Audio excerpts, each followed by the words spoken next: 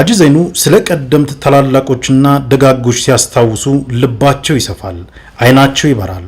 ስለ ቃጥባሪ ሼህ፣ ስለ ወለኔ ሼህ፣ ስለ አምሼህ፣ ስለ የወለጌ ሼህ፣ ስለ አብሬት ሼሆች፣ ስለ አንይ ዳና ገታና ሾንኬ ሲያወሩና ሲያነሱ ልብን ያንጠለጥላሉ። እና አብሬት ሼህ አባት እና ቃጥባሪ ሼህ እና ሙለማ አራዮቻቸው የቃጥባሪ ሼኽን በጣም ብዙ ጊዜ በጣም የቃጥባሪ ሼኽንም ሐጂ ሱልጣንም ልጃቸውንም እኔ ያው ብዙ ጊዜ ከሳቸው ጋር ባለን ቆይታ ሲናገሩም ስሰማ እነ ቃጥባሪ ሼኽንና ሐጂ ሱልጣን ልጃቸውንም ትልቅ የሆነ አላቃ ግንኙነት ነበራቸው። እነሱን ብዙ ጊዜ ያወድሱ ነበር። ሁለተኛ ደግሞ 22 ዓመት የዳለት ሼኽ የዓም ሼኽ እሳቸው ጋር በጣም በኺድማውም በዕልሙም ሰኻዋነቱም ብዙ ነገሮችን 22 ዓመት ነው የተቀመጡት የዳለት የዓም ሼኽ ጋር እና ብዙ ነገሮችን ከዛ ነው የወሰዱትና በሐያታቸው እነሱ በሐያታቸው እኛ የምናውቀው ዑለማ የተባለ በቃ ኺድማ ወደ ኋላ ብለው አያውቁም።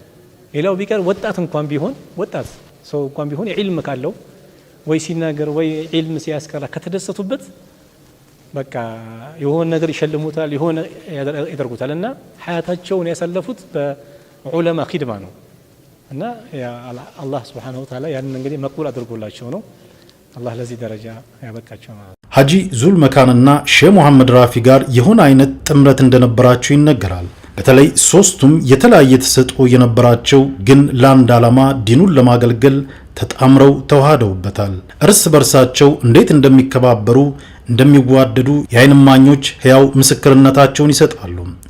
ሼህ መሐመድ ራፊ ባይመጡ ኑሮ ከተማውና ሀገሩ የሂላፍ አካል እስከ መሆን ደርሰው ነበር። በሐጂ ዘይኑና በሼህ መሐመድ ራፊ መካከል የነበረው መሐባ ልዩ እንደነበር የሚመሰክሩ ሰዎች ብዙ ናቸው።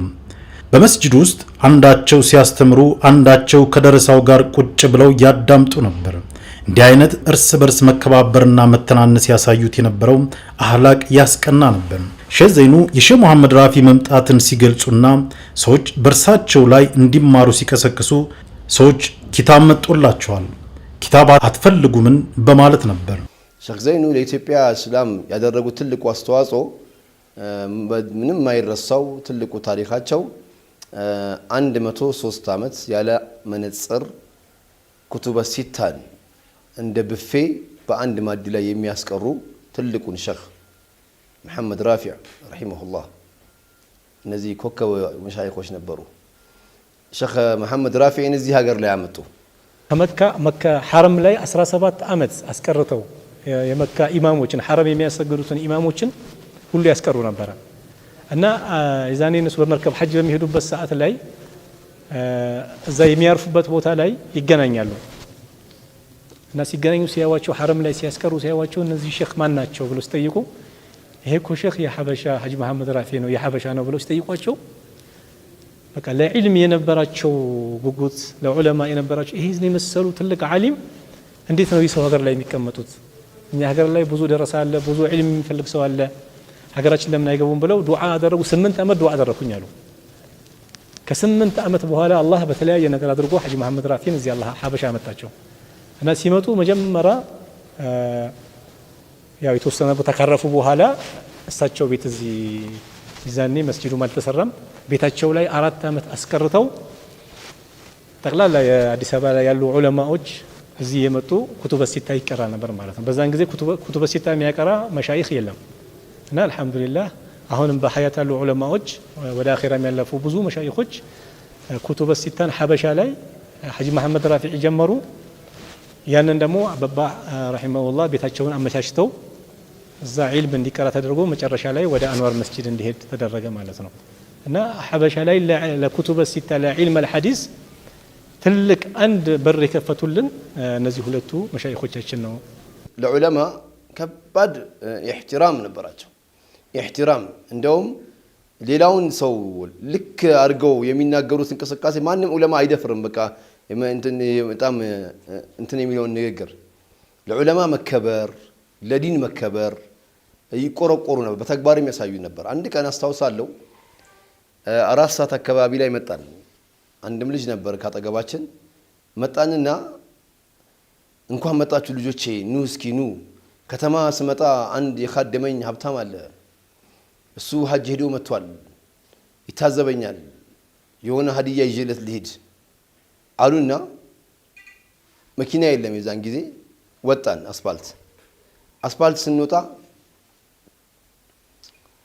አንድ ልጅ አቆመ የት ና ዙር አሉት በግተራ እንሂድ አሉት ከዛ ከተማ እዛ በግተራ ሄዱ ቢላል መስጂድ አካባቢ ትልቁን በጋምጣ ትልቁን አሉት ትልቁን ሐጂ ውድነው ትልቁን አምጣ አንተ ትልቁን አምጣ አሉት ትልቁ በግ በዛን ጊዜ አስታውሳለሁ 600 ብር ገዙት በጣም ትልቅ በግ ነው 600 ብር ነው አላቸው እሱን ገዙና ሰውየው ወኔ ልክፈል አይደለም ተው አሉ ሳቸው ፈተው ከፈሉ ከዛ ልክ ስንሄድ